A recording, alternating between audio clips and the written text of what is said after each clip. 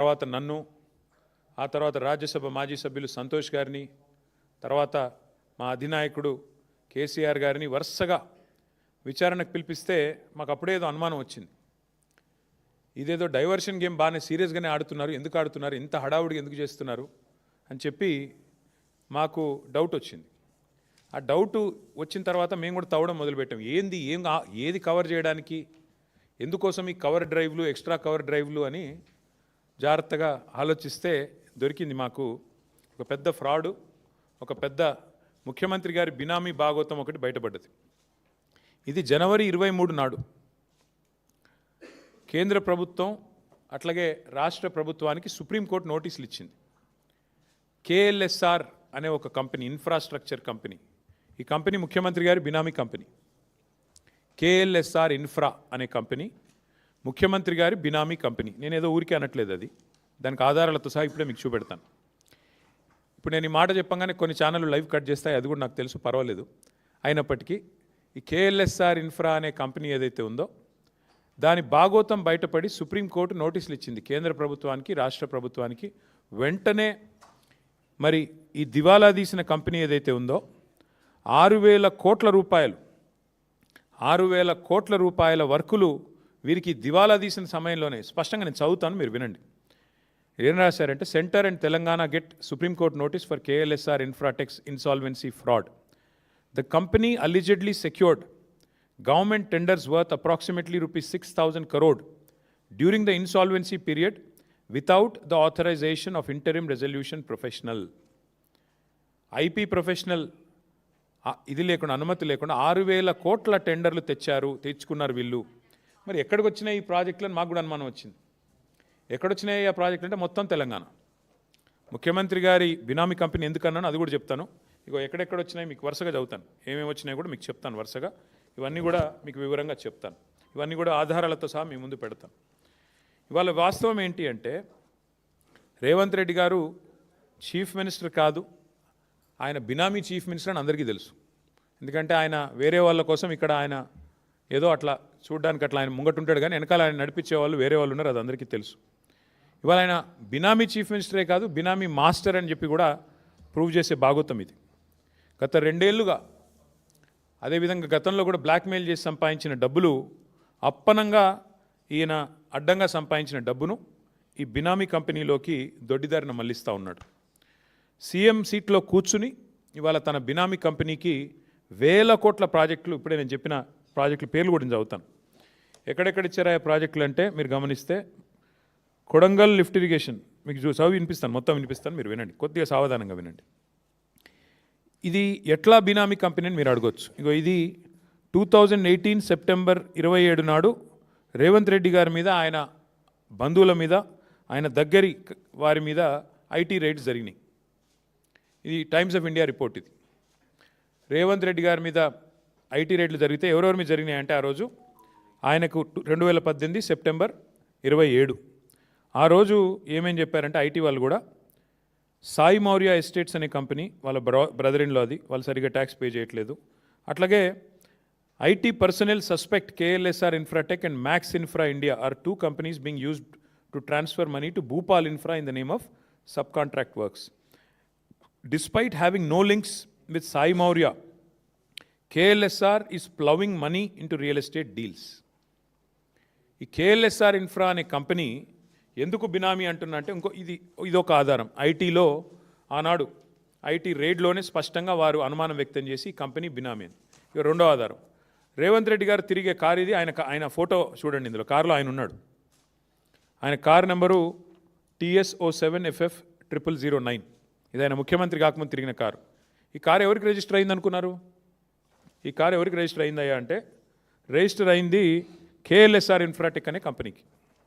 ఆయన తిరిగే సొంత కారు, ఆయన వాడే సొంత కారు. ఆ కారులో ఆయన ఫోటో కూడా ఉంటుంది చూడండి. సో అంటే దాదాపు ఇది 2.5 కోట్లు విలువ చేసే కారు, ల్యాండ్ క్రూజర్.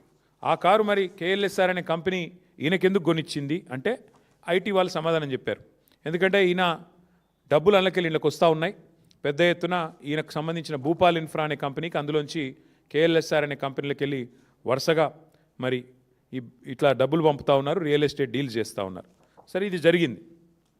అయితే ఇప్పుడేమైంది 23 జూలైలో ఈ కేఎల్ఎస్ఆర్ అనే కంపెనీకి ఇంకొక కంపెనీ ఏఎస్ఎంఈటీ అనే కంపెనీకి మధ్యన గొడవ జరిగింది. గొడవ జరిగి ఇద్దరు కలిసి national company law tribunal NCLAT వాళ్ళని అప్రోచ్ అయినారు.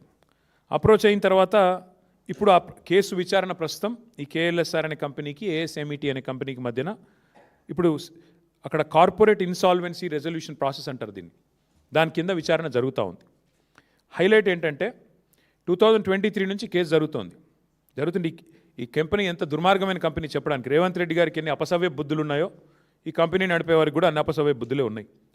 2025 ఆగస్టు 13 అంటే పోయిన సంవత్సరం ఆగస్టు 13 నాడు జస్టిస్ శరద్ కుమార్ గారు ఎన్సిఎల్ఏటి జడ్జి ఎవరైతే ఈ డిస్ప్యూట్ని ఈ కేఎల్ఎస్ఆర్ అనే కంపెనీ ఇంకో కంపెనీ మధ్యన గొడవని చూస్తున్నారో ఆయన ఏమన్నాడు, నాకు ఫోన్లో మెసేజ్ వచ్చింది, ఆ మెసేజ్లో స్పష్టంగా నన్ను అడుగుతూ ఉన్నారు, మీరు కేఎల్ఎస్ఆర్ అనే కంపెనీకి అనుకూలంగా తీర్పు ఇవ్వండి అని చెప్పి నా మీద ఒత్తిడి పెడుతున్నారు, అందుకే నేను తప్పుకుంటున్నాను అని చెప్పి జస్టిస్ శరద్ కుమార్ అనే వ్యక్తి ఎన్సిఎల్ఏటీలో ఉన్న పెద్ద ఆయన తప్పుకున్నారు. He రెక్యూజ్డ్ himself. ఇంగ్లీష్లో చెప్పాలి అంటే NCLAT judicial member alleges being approached by judge for favour recuses himself. ఒక జడ్జి గారు, ఆ మెసేజ్ ఎవరో ఆషామాషి వ్యక్తులు పంపలేదు, ఒక జడ్జి గారు పంపారు, కాబట్టి ఈ ఒత్తిడి నేను తట్టుకోలేను అని చెప్పి ఈ జస్టిస్ శరద్ కుమార్ గారు ఎన్సిఎల్ఏటీ నుంచి తప్పుకున్న వార్త. ఇది కూడా అన్ని పత్రికల్లో వచ్చింది. ద హిందూ అనే పత్రికల్లో ఇది వచ్చింది. తర్వాత ఈయన తప్పుకున్నారు. ఇది ఎవరు ఒత్తిడి తెచ్చారు? 25 ఆగస్ట్ అంటే ఈ కంపెనీకి ఇంత పవర్ఫుల్గా అండగా నిలబడి మెసేజ్లు పంపించే శక్తి ఉన్న వాళ్ళు ఎవరు ఈ దేశంలో, ఈ రాష్ట్రంలో? మీకు తెలుసు, నాకు తెలుసు. ఎవరి కారు అయితే వారు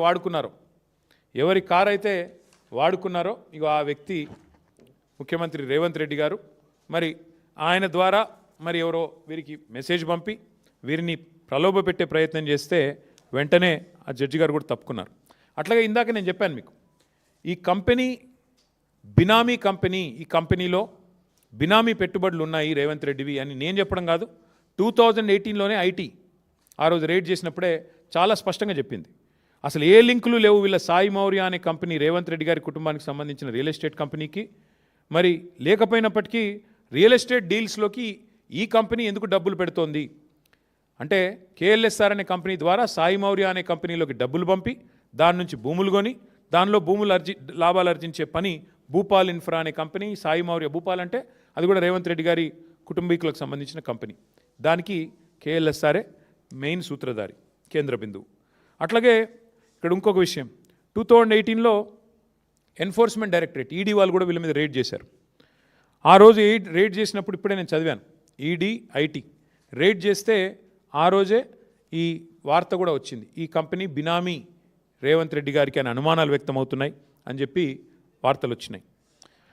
ఈ అనుమానం వ్యక్తం చేయడానికి ఇప్పుడే నేను చెప్పాను, ల్యాండ్ క్రూజర్ వెహికల్ ఏదైతే రేవంత్ రెడ్డి గారు బాహాటంగా తిరిగేటాడో అది కంపెనీ కొనిచ్చిందే. అట్లాగే ఈ మధ్యనేదో దొంగతనం బయటపడే వరకు మార్చినట్టున్నారు. ఇంకా విచిత్రం ఏంటంటే ఇక రేవంత్ రెడ్డి గారు ముఖ్యమంత్రి కాగానే వీళ్ళకి రెక్కలు వచ్చినాయి. బినామీ అని చెప్పడానికి ఎందుకు చెప్తున్నా అంటే, రేవంత్ ముఖ్యమంత్రి కాగానే ఇక వాళ్ళ ప్రాజెక్టులు వాళ్ళ కంపెనీ వెబ్సైట్ నుంచి తీసుకున్నాం. ఏమంటారు వీళ్ళు, మాకు ఈ మధ్య కాలంలోనే పెద్ద ఎత్తున 6,000 కోట్ల ప్రాజెక్టులు వచ్చినాయి, అమృత్ స్కీమ్ వచ్చింది, జల్ జీవన్ మిషన్ వచ్చింది, యంగ్ ఇండియా రెసిడెన్షియల్ స్కూల్స్ మొత్తం కలిపి 6,000 కోట్ల రూపాయల వర్క్స్ మాకు వచ్చినాయని చెప్పి, యంగ్ ఇండియా అంటే మన ప్రభుత్వం తీసుకున్న స్కీము, జల్ జీవన్ ముఖ్యమంత్రి గారి కింద అమృత్ స్కీమ్ ఉంది, అన్నిట్లో కూడా 6,000 కోట్ల వర్కులు. నేను చదువుతాను ఎక్కడెక్కడ వచ్చినాయో కూడా చెప్తాను మీకు. ప్రశ్న ఏమంటే ఇక్కడ చూడండి మీరు, మెదక్లో R&Bలో వర్క్ ఇదంతా, ఇది ఎంతమ్మా క్వాంటమ్, ఇది దాదాపు 116 కోట్లు ఇక్కడ ఒకటి.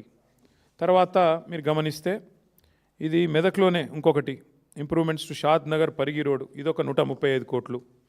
తర్వాత construction of lift irrigation scheme, ఇది ఎక్కడ, మోతే సూర్యాపేట, ఇది 1910 కోట్లు కేఎల్ఎస్ఆర్ ఇన్ఫ్రాటెక్. తర్వాత Rajiv Gandhi lift irrigation scheme, ఇది ఎక్కడ, గణపవరం కోదాడ, ఇది కూడా మరి ఇది కూడా 320 కోట్లు. ఇంకొకటి establishment of new college of veterinary science in Kodangal, ముఖ్యమంత్రి గారి బినామీ కంపెనీ కొడంగల్లో రావాలి కదా, రాకపోతే ఎట్లా, ఇక 145 కోట్లు కొడంగల్.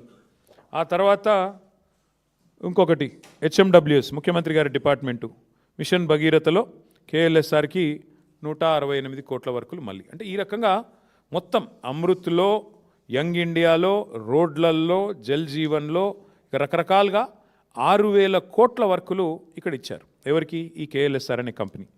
అయితే ఇక్కడ ఇష్యూ ఏంటి అంటే ఈ కంపెనీ 2029 నుంచే దివాలా తీసింది, ఆ ప్రొసీడింగ్ స్టార్ట్ అయిందని ఇప్పుడే నేను చెప్పాను మీకు. 2023లోనే జూలై 23లోనే వీళ్ళు అంతకంటే ముందు ఇచ్చింటే అర్థం ఉంది, 2023 కంటే ముందు ఇచ్చింటే అర్థం ఉంది. కానీ వీళ్ళు 2023 నుంచి దివాలా తీసి ఇన్సాల్వెన్సీ పిటిషన్ నడుస్తుంది. దివాలా తీసిన కంపెనీ దివాలా కేసు 23 జూలై నుంచి విచారణలో ఉంటే సిబ్బంది వేతనం